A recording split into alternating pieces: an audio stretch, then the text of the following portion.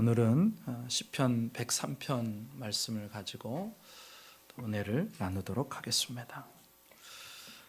하나님께서 인생을 창조하신 목적을 분명하게 말씀하신 구절이 있습니다. 이사야 43장 21절에 보니까 이렇게 나와요. 이 백성은 내가 나를 위하여 지었나니 나를 찬송하게 하려 함이니라. 하나님께서 백성을 창조하신 이유가 하나님을 찬송하게 하기 위함이라고 분명하게 말씀하십니다. 하나님을 찬송하는 것은 우리들의 본분이요, 우리의 삶의 이유요, 끝까지 붙들어야 될 사명이라는 거예요. 여러분의 삶 속에서 얼마나 하나님을 찬송하고 계십니까? 저와 여러분의 평생에 하나님을 향한 찬양이 그치지 않기를 주님의 이름으로 축복합니다. 네. 우리가 찬양을 생각할 때, 찬송을 생각할 때 우리의 신앙의 선배들 중에서 찬양하는 일에 열심히 특심이었던 그런 신앙의 사람을 찾아보라면 아마도 많은 사람이 다윗을 지목할 것입니다. 그는 수많은 시편을 지어서 하나님을 찬양했고 뿐만 아니라 성전에서 섬길 성가대를 조직한 사람이 바로 다윗이고요. 수많은 악기를 제조했으며 또 탁월하게 악기를 연주하는 사람으로 유명한 사람, 그 사람이 바로 다윗입니다. 오늘 본문은 바로 그 다윗이 스스로를 향해서, 자기 자신을 향해서 찬송할 것을 명령하는 것으로 시작해요. 오늘 1절에 이렇게 나옵니다. 우리 함께 읽어봅니다. 시작. 내 영혼아 여호와를 송축하라. 내 속에 있는 것들아 다 그의 거룩한 이름을 송축하라. 아멘.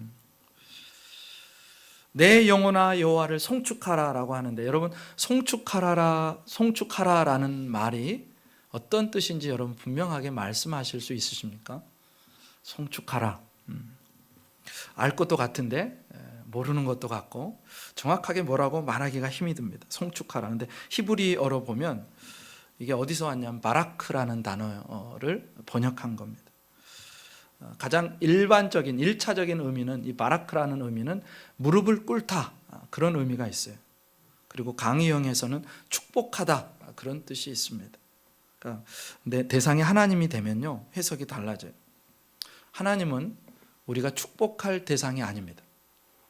하나님은 우리가 빌어주는 복이 필요 없는 그런 분이세요. 하나님은 복의 근원이시고 복을 주시는 분이시지 복이 필요하거나 복을 받아야 되시는 그런 분은 아니라는 거예요. 인간은 복을 빌고요, 그리고 하나님은 복을 주십니다. 인간은 축복하고요, 하나님은 강복하십니다. 오늘 본문에 송축하다라는 말로 번역된 히브리 말 바라키라는 단어인데, 바라크의 명령형입니다. 이 바라크의 명령형, 송축하다라는 말은 그래서 찬양하다라는 말로 바꾸어 쓸 수 있습니다. 하나님 앞에 무릎을 꿇고 찬송하라, 찬양하라. 그런데 재미있는 점이 있어요. 다른 사람에게, 제3자에게, 다윗이 제3자에게, 누군가에게 하나님을 찬양하라, 하나님을 송축하라, 그렇게 명령하거나 권유하는 게 아닙니다. 이 명령과 권유의 대상은 다름 아니라 자기 자신이에요. 명령하는 것도 다윗이고 그 명령을 듣는 것도 다윗입니다. 그럼 언제 다윗은 이런 명령을, 이런 권고를 자신의 영혼에게 했을까? 내 전 인격에게 그렇게 말했을까? 물론 특정하여 이 시기입니다라고 말할 수는 없습니다. 그 순간이 너무 복되고 기쁨이 가득한 상황일 수도 있을 거예요. 너무 복이 있고 기쁨이 가득하니까 내 영혼하여 하나님을 송축하라, 여호와를 찬양하라, 그렇게 할 수도 있겠죠. 그런데 하나님을 찬송하기 어려운 상황, 찬송을 잃어버린 상황에서 스스로를 향해서 다시 찬송의 자리로 돌아오도록 요구하는 순간도 우리는 배제할 수 없습니다. 오히려 그런 시기에 찬송하라는 명령이 더 중요할 것 같아요. 그런 시기를 생각하면요, 아마도 다윗 인생에 여러 삶의 정황이 있었지만 그 인생의 후반기를 우리가 생각할 수도 있을 것 같습니다.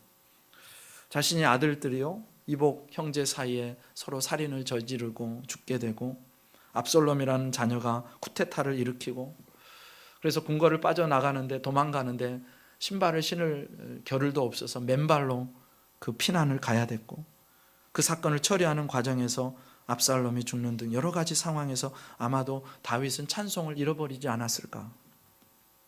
그때뿐만이 아니라 다윗이요 매우 큰 어려움을 겪었던 때가 또 있습니다. 바로 시편 34편에 찬양을 하던 때예요. 거기 1절 2절에 이렇게 나옵니다. 같이 한번 읽어보겠습니다. 시작. 내가 여호와를 항상 송축하며 내 입술로 항상 주를 찬양하리이다. 내 영혼이 여호와를 자랑하리니 곤고한 자들이 이를 듣고 기뻐하리로다. 아멘. 이 내용만 보면요, 다윗에게 무슨 기쁜 일이 있나 보다, 큰 복을 받았나 보다 그렇게 생각할 수 있어요. 그런데 이 시의 표제를 보면 그때의 상황을 이렇게 기록합니다. 다윗이 아비멜렉 앞에서 미친 채 하다가 쫓겨나서 지은 시. 다윗이 아비멜렉 앞에서 미친 채 하다가 쫓겨나서 지은 시. 바로 사울의 눈을 피해서 도망하던 때였어요. 그 인생에서 어쩌면 가장 밑바닥을 경험하고 있을 때 이 시를 지었습니다. 사울을 피해서 블레셋으로 다윗이 망명합니다. 그런데 그 아비멜렉의 신하들이요, 저 사람이 골리앗을 때려잡은 장수가 아닙니까? 우리의 적군이 아닙니까? 죽여야 됩니다. 그러니까 다윗이요 침을 흘리면서 미친 채 하면서 그 상황을 빠져나와요. 얼마나 비굴해진 상황인지 몰라요. 어디에서도 아무도 환영해 주지 않습니다. 계속해서 쫓겨요. 불안해요. 두려워요. 그런데 그런 상황과는 그런 상황이 전혀 없는 것처럼, 마치 아무런 일이 없는 사람처럼, 아니 기쁜 일이 가득한 사람처럼 다윗이요 하나님을 찬송합니다. 다윗이 그 10년에 쫓겨다니는 시간을 어떻게 버텨낼 수 있었을까? 사방에서 나를 죽이려고 그 사울과 사울의 그 군대들이 풀어져 있을 때 그 상황들을, 그 힘겨운 상황들을 어떻게 버텨낼 수 있었을까? 그것은 바로 다윗은 자신의 영혼에게, 나 자신 스스로의 전 존재에게 늘 하나님을 찬양하라 라고 명령하고 있었기 때문에 그렇습니다. 여러분, 이 다윗을 잊어버리지 않아야 돼요. 순간순간 하나님을 찬양하라고 명령했던 다윗이요, 아름다운 시편을 가장 많이 남긴 때가 언제인지 아십니까? 바로 하나님을 찬양할 수 없을 것 같은 그런 시기, 인생의 가장 혹독한 겨울과 같은 시기를 보내는 그 사이에 하나님을 향한 찬양이 가장 많았습니다. 다윗이 지은 수많은 시편이 어디서 나왔느냐? 쫓겨다니고 힘들고 고단하고 어려울 때, 그때 다윗이 찬양을 한 거예요. 비참하고 모욕적이고 조롱당한 것 같고 두렵고 떨리고 무섭고 삶이 너무 힘겨울 때, 그래서 찬양할 힘도 없고 찬양할 이유도 없는 것 같은 바로 그때에 다윗이요 살 수 있었던 비결이 뭘까? 그는 계속해서 자기 자신을 향해서 내 영혼아 하나님을 송축하라, 내 영혼아 하나님을 찬양하라, 그렇게 명령하고 있었기 때문에, 그리고 그 명령에 내 스스로가 복종해서 계속해서 하나님을 찬양하고 있었기 때문에 그 고달픈 시간들을, 순간들을 이겨내고 살아낼 수 있었다는 것입니다. 그러면 그 명령이요 다윗의 인생에 꽤 성공적으로 적용이 됐다는 것인데, 사실 여러분 한번 생각해 보세요. 내 영혼을 향해서 내 영혼아 하나님을 찬양하라, 하나님을 찬양하라, 그렇게 말한다고 찬양이 될까요? 다윗도 많이 힘들었어요. 다윗은요 찬양하라고 말하면서요, 그런데 우리와 다른 점이 있다면 그 말에 의지적인 순종을 한 거예요. 이게 중요합니다. 마치 그 말씀이, 나를 향한 명령이 내가 한 명령이 아니고 하나님께서 지금 나에게 하시는 명령처럼 다윗이 들었다는 말씀이에요. 지금 찬양하고 싶지 않습니다. 찬양할 힘이 없어요. 찬양할 이유도 안 보여요. 그런데 다윗은 바로 그 순간에 자신을 향해서 찬양하라고 명령하면서 그 명령을 자신이 한 명령이 아니라 하나님이 지금 내게 한 명령으로 알고 그 명령 앞에 자신을 쳐서 복종하고 그때부터 하나님을 찬양하기 시작한 것입니다. 이게 비결이에요. 내 명령을 하나님의 말씀으로 듣고 하나님을 찬양했다. 여러분, 처음부터 그 찬양에 힘이 있었을까요? 그렇지 않았을 겁니다. 그 찬양에 능력이 있었다고 생각하지 마세요. 다윗이요 그렇게 대단한 존재가 아니에요. 마음 먹으면 그대로 할 수 있는 존재가 아니에요. 처음에는요 그 찬양도 힘겨웠을 겁니다. 내 상황을 생각하면요 그 찬양이 쉽게 입 밖으로 나올 수 없을 거예요. 다윗도 우리와 똑같은 사람이었습니다. 그런데 어느 순간 찬양이 계속되다 보니까 상황 속에서 매몰되어 꼼짝달싹할 수 없었던 다윗이요, 그 상황을 빠져나오기 시작합니다. 그리고 시선을 들어서 하나님을 주목하기 시작합니다. 하나님 앞에 서게 되는 거예요. 그럼 어떤 일이 일어날까요? 그 하나님 앞에 서서 이제 사람이나 환경이나 사람들의 조롱이나 핍박이나 비평이나 사람들의 놀림이나 그런 것들이 아무런 힘을 쓸 수 없는 그런 자리로 다윗이 나가게 된 거예요. 여러분, 찬양의 능력이 뭔지 아세요? 찬양하기 전까지는요, 내 상황밖에는 안 보여요. 찬양을 부르기 시작하는 그 순간부터요, 내 앞에 나만 보고 상황과 형편에 매몰되어 있던 나 자신이 너무나 죽도록 밉고 싫은데, 그런데 찬양을 입 밖으로 부르기 시작하는 그 순간부터 상황을 다스리시고 환경을 주장하시는 하나님께 내 시선이 가기 시작하고요, 그 하나님의 능력이 보이기 시작하고 믿음이 내 안에 일어나기 시작하는 거예요. 여러분, 찬양이 우리에게 반드시 필요한 이유가 뭘까요? 계속해서 이 땅의 것에 파묻혀 있던 우리의 시선이 하나님을 향하게 된다는 것입니다.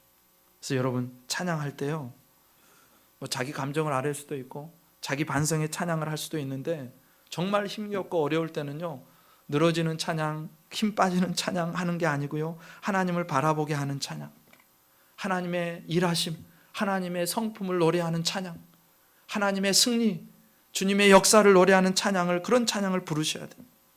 계속해서 단조의 노래, 침울한 분위기의 찬양을 하면 안 돼요. 거기서 빠져나오지를 못합니다. 그때는 힘있게 찬양해야 돼요. 그렇다면 다윗이 어떤 이유로, 무엇 때문에 자기 자신에게 계속해서 명령할까? 찬양이 내 마음속에서 그치는 순간 내 인생도 그친다는 것을 다윗은 알았어요. 찬양이 마음속에서 그친 순간 상황이 나를 압도할 것이고 자신은 그 환경에 매몰되어서 빠져나올 수 없다는 사실을 알고 있었습니다. 찬양이 그치는 순간 결코 그 상황을 힘으로 이겨낼 수 없다는 그 사실을 알았어요. 그래서 다윗은요, 계속해서 자신을 향해서 내 영혼아 하나님을 찬양하라, 하나님을 송축하라, 하나님을 바라보라, 그렇게 한 거예요.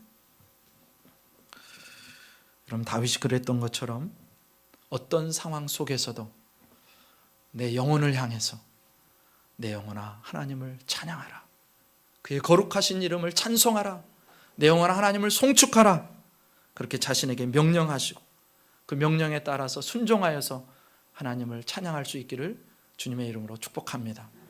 네, 우리 한번 자신에게 명령하십시다. 이번에 저를 따라서 해보세요. 내 영혼아 하나님을 찬양하라, 내 영혼아 하나님을 기뻐하라, 내 영혼아 하나님께 감사하라. 네, 그렇게 우리 영혼을 향해서 명령하고 그 명령이 마치 하나님이 지금 내게 주시는 명령으로 알고 순종할 때 다윗처럼 승리하는 삶을 살게 되는 줄 믿습니다. 그렇게 자신에게 찬송을 명령한 다윗이요, 찬송의 이유를 풀어내는데 2절 하반절부터 그 이유가 나오기 시작해요. 그 하반절에 뭐라고 나오냐면요, 그의 모든 은택을 잊지 말지어다. 여러분, 우리가 찬송할 수 있는 이유는요, 하나님께서 그동안 나의 삶 속에 놀라운 은혜와 은총을 베풀어 주셨기 때문이라는 것입니다. 그 은택을, 은혜를 잊어버리지 않는다면 지금 내가 어떤 상황을 맞고 있든지 그 사람은 충분히 하나님을 찬양할 수 있다는 거예요. 그럼 찬송한다는 것은요, 기억한다는 것입니다. 하나님이 내 삶에 은혜 베푸시기를 기뻐하시는 하나님이라는 걸 기억하는 거예요. 하나님이 나를 구원하신 분이라는 걸 기억하는 거예요. 하나님이 나에게 승리를 주실 수 있는 분이라는 걸 기억하는 것입니다. 그 하나님께서 베풀어 주신 은혜, 은총을요, 3절부터 5절에 다윗이 이렇게 펼쳐냅니다. 같이 한번 읽어보겠습니다. 시작. 그가 내 모든 죄악을 사하시며 내 모든 병을 고치시며 내 생명을 파멸해서 속량하시고 인자와 긍휼로 관을 씌우시며 좋은 것으로 내 소원을 만족하게 하사 내 청춘을 독수리같이 새롭게 하시는도다. 아멘. 아멘. 다윗이 자기에게 찬송을 명령하면서 내가 찬송해야 될 이유를 계속해서 이렇게 설명합니다. 하나님은 모든 죄악을 사해 주시는 하나님이라는 거예요. 그럼 다윗 하면 떠오르는 사건 있잖아요. 충신 우리아의 아내 밧세바를 범하고 그것을 감추기 위해서 죽음을 사주합니다. 충신을 죽이고 충신의 아내를 취합니다. 그럼 얼마나 큰 죄악이에요. 씻을 수 없는 죄악이에요. 다른 사람에게 들키기 싫은 죄악이에요. 내 인생에서 지워버렸으면 하는 죄악이에요. 다윗이요, 나단의 지적을 받았을 때 그 앞에서 어떻게 회개한지 아세요? 자신의 회개의 눈물로 인해서 자기 방에 그 눈물이 가득 고여가지고 침상이 여가 뜰 정도로, 그럴 정도로 내가 하나님 앞에 울며 회개했다고 합니다. 결국 하나님이 그의 죄악을 사해 주시고 그를 씻겨 주시고 사죄의 은총을 주세요. 얼마나 감격스럽습니까? 하나님은요, 나를 죄 가운데서 건져주신 분이라고 다윗이 고백하면서 찬양합니다. 저와 여러분의 죄를 주님이 속량해 주셨어요. 그냥 어떻게 그냥 된 게 아니라요, 하나님이 우리가 상상할 수 없는 값을 치르시고 우리를 구원해 주셨다는 얘기입니다. 예수님께서 우리 죄를 담당하시기 위해서 십자가에 달려 돌아가셨습니다. 죄인된 우리가 마땅히 받아야 될 그 하나님의 저주와 진노와 심판을 예수님께서 십자가에 달리셔서 다 받으셨어요. 그리고 우리의 죄를 해결해 주셨습니다. 그렇게 우리를 건져주셨어요. 생명을 파멸해서 건져주셨습니다. 심판해서 건져주셨어요. 그럼 우리가 일평생 하나님 앞에 서는 날까지 우리가 찬양할 수 있는 제목이 생긴 거예요. 하나님이 나를 영원한 심판에서, 멸망에서, 절망에서 건져주셨습니다. 하나님을 찬송합니다. 그뿐만이 아니라 다윗이 이렇게 노래하잖아요. 하나님께서 인자와 긍휼로 관을 씌우신대요. 인자라는 말은요, 히브리 말로 헤세드라는 단어입니다. 언약의 당사자 안에서 이루어지는 사랑을 얘기해요. 하나님과 이스라엘 백성이 언약을 맺었습니다. 그때 하나님은요, 헤세드의 사랑으로 그들을 사랑하세요. 인간은 자꾸 변하고 변덕을 부리고 하나님을 배신하고 하나님을 떠나지만 하나님은요, 단 한 번도 그들을 배신하신 적이 없으세요. 그들에게 신실하시고 그들에게 성실하십니다. 그들을 그렇게 사랑하세요. 긍휼이라는 말은요, 여성의 자궁을 의미합니다. 어머니가 자신의 자궁에서 자라나는 그 태아에 대해서 지니는 그 본능적인 사랑과 같은 그 뜨거운 사랑을 의미해요. 그러니까 인자와 긍휼로 관을 씌우셨다, 머리에 뭔가를 씌우셨다, 그렇게 생각할 수도 있지만 이 말은요, 이렇게 해석할 수도 있어요. 인자와 긍휼로 우리의 삶을 에워싸신다, 우리를 둘러주신다. 하나님의 그 변하지 않는 사랑으로 우리를 에워싸신대요. 자상하시고 친절하시고 확고부동하시고 그렇게 우리를 보호하시고 호위하시고 사랑으로 우리를 감싸 안아주신다는 거예요. 모든 상황 속에서 그런다는 거예요. 그러니 너희는 하나님을 찬양해라. 그 다음에 소원을 만족하게 해주신대요. 필요한 모든 요구에 더하여 넘치도록 풍성한 복을 부어주셨대요. 다윗의 삶 속에. 방금 읽었던 그 이유들 속에요, 하나님의 은택을 설명하는 구절이 총 5개입니다. 하나님은 첫 번째로 모든 죄악을 사하셨고, 두 번째로 모든 병을 고치셨고, 세 번째로 생명을 파멸해서 속량하셨고, 네 번째로 인자와 긍휼로 관을 씌우셨고, 다섯 번째로 좋은 것으로 소원을 만족하게 하시는 분이기에 여러분, 하나님을 찬양하라고 다윗이 자신에게 명령하는 거예요. 근데 이 구절에서요, 주목할 게 있는데 거기에 쓰인 동사가요, 다 분사예요. 분사. 영어에서 ing가 붙었어요. 무슨 말이냐면 그 동작이요, 계속되고 있다는 거예요. 무슨 일이 지속되고 반복적으로 일어나고 있을 때 ing형을 씁니다. 분사를 써요. 그러니까 다윗에게 베풀어 주신 그 5가지 은택이 있는데 그 은택이, 그 은혜가 어느 날 하루 잠깐 베풀어졌다가 멈추는 게 아니고요, 그 은택이 다윗의 인생 내내 계속되고 있다라고 이야기하는 거예요. 사랑하는 성도 여러분, 하나님께서 다윗에게 그렇게 은혜를 베푸셨던 것처럼 오늘 또 하나님은 우리의 죄악을 사하십니다. 오늘 또 하나님은 우리의 병을 고쳐주십니다. 오늘 또 하나님은 우리를 파멸해서 속량하십니다. 오늘 또 하나님은 우리를 그의 인자와 긍휼로 감싸주시고 안아주시고 보호하세요. 그리고 오늘 또 하나님은 좋은 것으로 우리의 소원을 만족하게 하십니다. 우리 모두의 일상의 삶 속에서 이 놀라우신 다윗이 경험했던 그 은혜를 경험하고 오늘 또 경험하고 그리고 내일 또 경험하고 그렇게 경험하고 기억함으로써 일평생 하나님을 찬양하는 저와 여러분 되시기를 주님의 이름으로 축복합니다. 근데 다윗이요, 나한테만 자기에게만 그 명령을 하는 게 아니에요. 오늘 본문에 보니까 첫 부분에서는 다윗 자신에게 하나님이 베푸셨던 인자와 긍휼을 인해서 하나님을 찬양하라고 명령했다면, 이제 다윗은요, 모든 자, 그가 속한 다윗이 속한 공동체 이스라엘 백성 전체를 향해서 하나님을 찬양하라고, 그리고 이유를 설명합니다. 그리고 그 이유의 핵심에는 자신에게 하셨듯이 하나님께서 그 인자와 긍휼로 백성에게 역사하셨기 때문이라고 말씀해요. 하나님의 헤세드, 하나님의 라함이 백성에게도 똑같다는 것입니다. 그래서 8절에 이렇게 나와요. 여호와는 긍휼이 많으시고 은혜로우시며 노하기를 더디하시고 인자하심이 풍부하시도다. 하나님은요, 다윗에게만 인자하시고 다윗에게만 긍휼이 풍성하신 분이 아닙니다.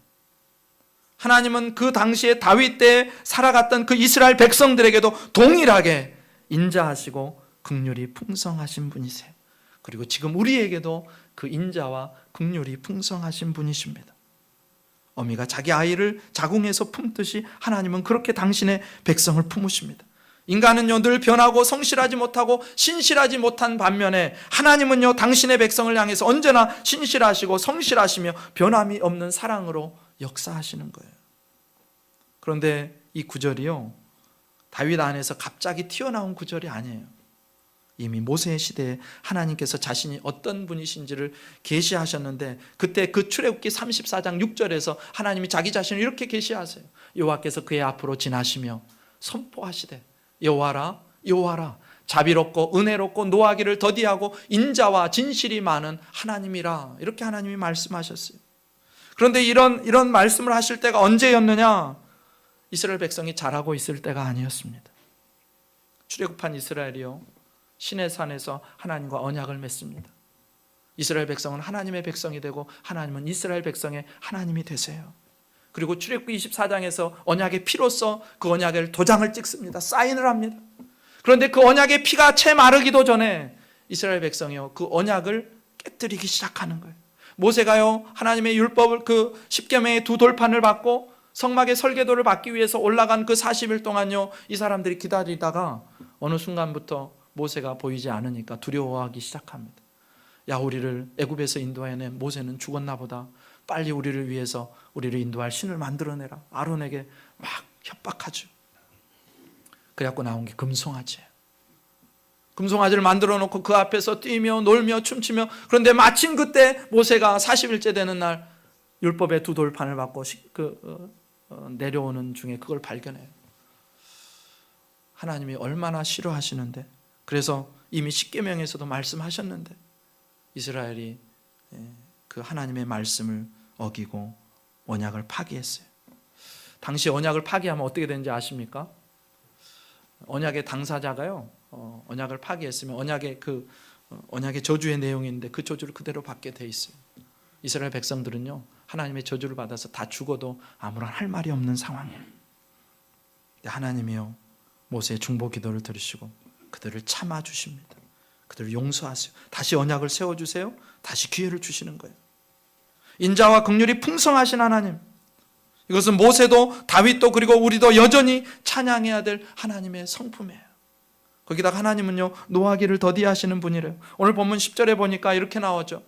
우리의 죄를 따라 우리를 처벌하지는 아니하시며 우리의 죄악을 따라 우리에게 그대로 갚지는 아니하셨으니, 하나님은 노하기를 더디하신대요. 이게 또한 우리가 하나님을 찬양할 이유가 됩니다. 여러분, 하나님께서 죄인들을 기다려주시고 참아주신다는 것이 얼마나 다행인 일인지 모릅니다.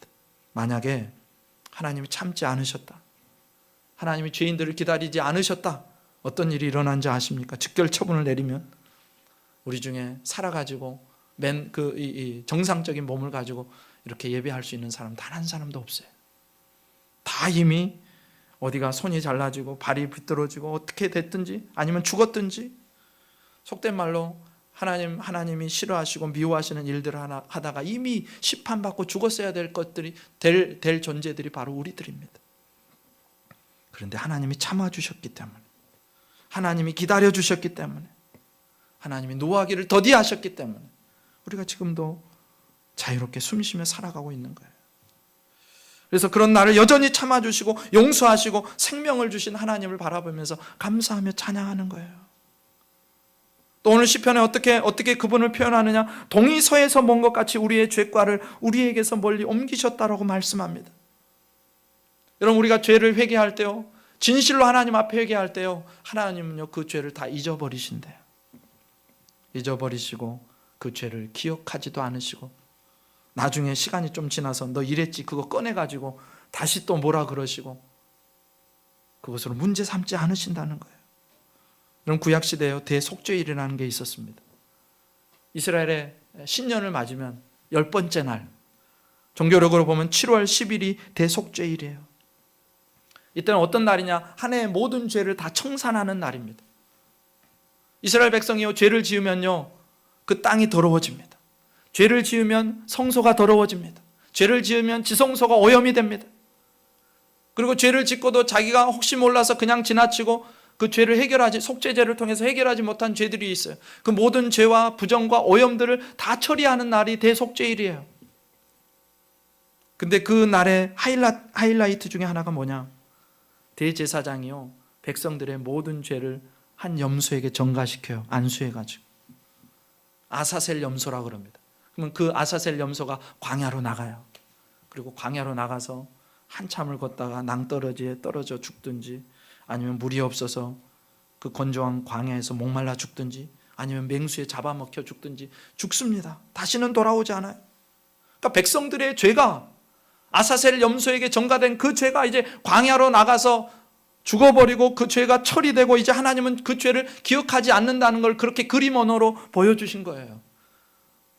하나님께서 그렇게 죄를 기억하지 않으시고 노하기를 더디하신 분이라는 거예요. 예수님도 그런 모습을 보여주셨죠. 여러분, 십자가 사건 때 생각해 보세요.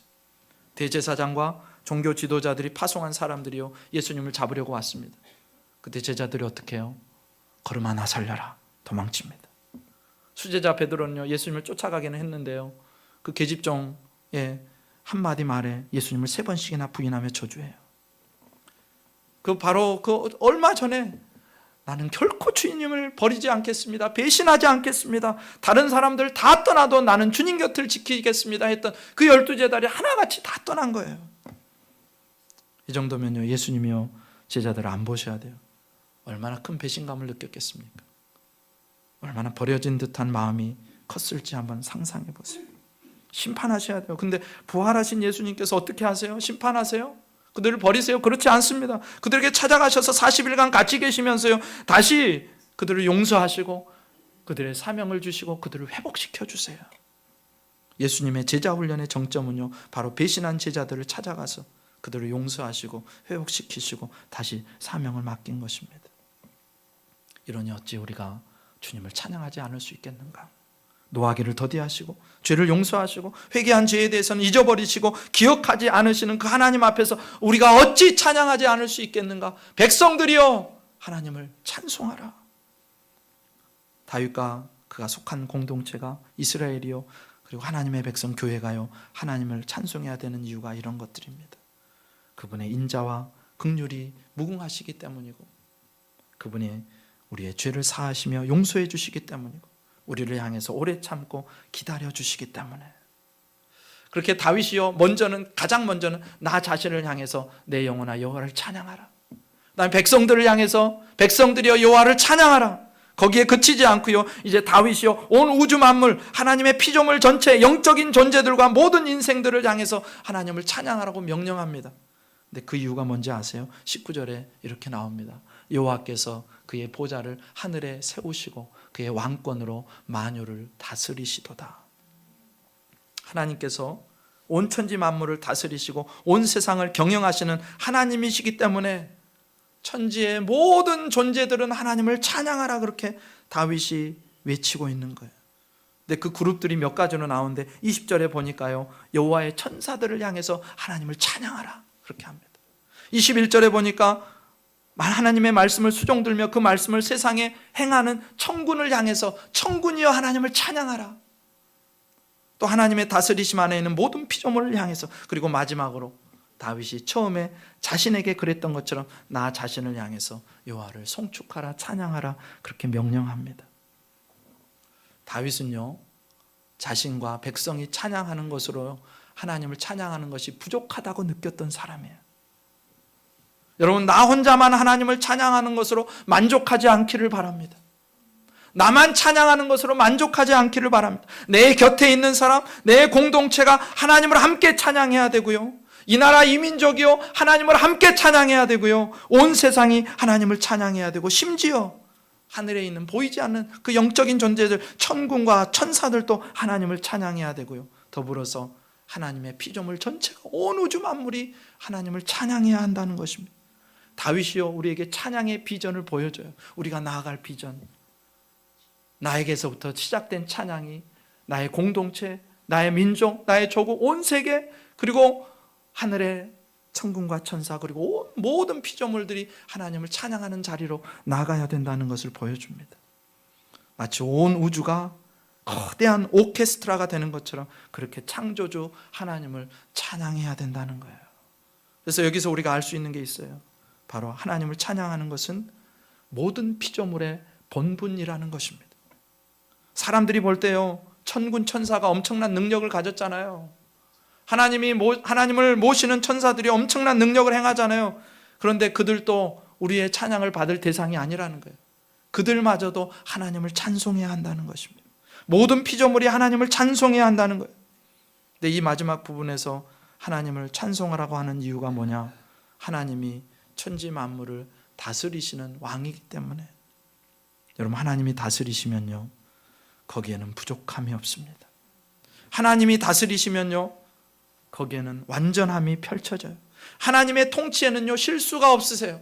하나님의 부르심에는요, 후회가 없으세요. 물론 중간에 우리의 삶 가운데서 많은 과정들이 있을 겁니다. 고난도 있을 거고요, 장애물도 있을 거고요, 때로는 심판 같은 상황을 만나기도 하고, 또 때로는 두려운 순간을 보낼 때도 있을 거예요. 그런데 찬양하는 우리가 확신하는 거 한 가지가 있죠. 하나님은 절대로 내 인생을 가지고 장난치실 분이 아니라는 것. 하나님 절대로 내 인생에 실수하실 분이 아니라는 것. 그분의 사전에는 불가능이 없어요. 그래서 약속을 지키시고 신실하시고 변함이 없으셔서 결국 내 인생을 통해서 내 인생의 결론이 선으로 결론 맺게 하시는 분이라는 확신이 우리 안에 있습니다. 여러분, 로마서 8장에 나오는 바울의 그 유명한 고백 아시잖아요. 하나님을 사랑하는 자, 곧 그 뜻대로 부르심을 받은 자들은 모든 것이 합력하여 선을 이루느니라. 하나님의 다스리심은 마침내 선을 결실할 것이기에 우리는 하나님을 찬송할 수 있다는 거예요. 그렇게 하나님을 찬양할 때요, 우리는 세상을 이길 힘이 내 안에서 일어나는 것을 경험하게 됩니다. 나를 사랑하신 하나님이요, 어느 순간부터 선명하게 보이기 시작해요. 찬양할 때 내 안에 믿음이 일어나기 시작합니다. 찬양할 때 나를 용서하시고 나를 향해서 오래 참으시고 나의 죄를 도말하시고 그 하나님의 손길이 보이기 시작하고 그 하나님의 능력의 손으로 나를 붙들고 계시는 것이 보이기 시작하는 거예요. 하나님의 임재를 만나기 시작하는 것입니다. 여러분, 찬양할 때요, 죽을 자리에서도 소망을 발견하게 됩니다. 다 무너져가는 사람의 입술에서 찬양의 고백이 쏟아져 나올 때 그거는요, 그 인생이 무너지지 않는다는 표시가 됩니다. 여러분, 찬양, 우리에게 찬양을 요구하신 하나님을 향해서 우리가 이기적이라고 생각할 수도 있을 것 같아요. 아니, 당신이 만들어 놓고 당신을 찬양하라 하면 그건 뭐냐, 도대체 뭐냐. 그런데요, 그거는요, 동전의 앞면만 보는 거예요. 하나님을 높이고 하나님을 찬양할 때요, 하나님이 우리 안에 일을 행하시는 거예요. 고통스럽고 절망적이고 낙심하고 무기력할 때 찬양하기 시작하면요, 하나님은 그 찬양을 통해서 영광을 받으실 뿐만이 아니라 그 하나님께서 영광을 받으시는 하나님께서 내 안에 새로운 일을 일으키시기 시작하는 것입니다. 그래서 찬양은요, 하나님만 위한 게 아니고요, 찬양은 나를 위한 것입니다. 찬양을 통해서 하나님은 나를 치유하시고 회복하세요. 하나님은요, 자기만 찬양받기를 기뻐하는 이기적인 분이 아니세요. 하나님의 요청은요, 하나님의 부르심은요, 나만을 위해서 살라라고 부르시는 것 같지만 나만을 위해서 살라는 그 부르심이 우리를 위한 부르심이라는 것을 우리는 늘 기억하셔야 됩니다. 찬양할 때 우리는 드디어 하나님의 부어주시는 은혜를 경험하고 찬양할 때 하나님의 능력으로 살아가게 되는 것입니다. 여러분, 오늘 본문에서요, 다윗의 독창으로 찬양이 시작됩니다. 그런데 온 백성으로 그 찬양이 확대되고요, 이제는 온 우주의 합창으로 그 찬양이 연결되는 거예요. 하늘과 땅의 모든 존재에게 하나님을 찬양하도록 요구하면서 이 웅장한 찬양이 끝이 납니다. 우리의 평생에 우리의 삶 속에서 그 하나님을 향한 찬양이, 나로부터 시작된 찬양이 공동체의 찬양이 되어지고 온 민족의 찬양이 되어지고 온 우주 만물의 찬양이 되어질 수 있기를 주님의 이름으로 축복합니다. 사랑하는 성도 여러분, 그 찬양의 능력을 온몸으로 실감했던 사람들이 있습니다. 여러분, 바울과 실라를 기억하시죠? 빌립보 선교를 할 때 일입니다. 귀신 들린 여종 하나가 자꾸 전도하는데 방해되니까 예수의 이름으로 귀신을 쫓아내요. 그런데 그 귀신 들린 여종의 주인이요, 그 귀신 때문에 돈 벌어먹고 살고 있던 사람입니다. 소득을 올려주던 그 귀신이 떠나버리니까 이 사람이 열이 받은 거예요. 그래서 바울과 실라를 붙잡아가지고 관리에게 고발을 합니다. 사람들이요, 바울을 비난하기 시작해요. 사람들이 다 바울을 고발하고, 그래서 상관들이요, 바울과 실라의 옷을 찢어가지고 벗기고 매로 때리고 옥에 가두어요. 풀이 죽어야 되고 낙심해야 되는 상황이고 원망과 불평이 쏟아져 나와야 되는 상황이에요. 근데 그 순간에 바울과 실라가 어떻게 하느냐, 그 밤에 기도하고 하나님을 찬송하며, 기도하고 하나님을 찬송하며 죄수들이 다 들었대요. 그때 어떤 일이 일어납니까? 하나님이요, 그 찬송의 소리를 들으시고 바울과 실라가 있던 그 감옥의 그 땅을 흔들어 버리기 시작해요. 옥토가 움직이고 문이 다 열리고요, 죄수들이 차고 있는 착고가 풀어졌어요. 메인 것이 풀어졌어요. 여러분, 찬양이 얼마나 놀라운 사건인지 보세요. 찬양은요, 우주적인 사건이에요. 여러분, 한 사람이 찬양하잖아요, 하나님 그 찬양을 우주적인 찬양으로 만들어 가십니다. 우주를 흔드세요. 내가 밟고 있는 땅을 흔드시고 우리의 메인 것이요, 찬양을 할 때 풀어진다는 사실을 여러분 기억하십시오. 우리를 자유하게 하십니다. 그리고 그 사건을 통해서 그 유명한 고백이 나와요. 사도행전의 유명한 구절, 주 예수를 믿으라, 그리하면 너와 내 집이 구원을 얻으리라. 여러분, 찬양은 우리의 특권입니다. 찬양은 우리의 존재 이유가 됩니다. 찬양은요, 우리의 은혜고, 찬양은 능력이고, 찬양은 하나님을 기쁘시게 하는 것입니다. 다윗이 자기 자신을 향해서 어려울 때마다, 어려운 순간마다, 고통스러운 순간마다 내 영혼아 하나님을 송축하라, 하나님을 찬양하라, 그렇게 하면서 찬양을 포기하지 않고 일평생 승리하였던 것처럼 저와 여러분이 찬양으로 일평생을 승리할 수 있기를 주님의 이름으로 축원합니다.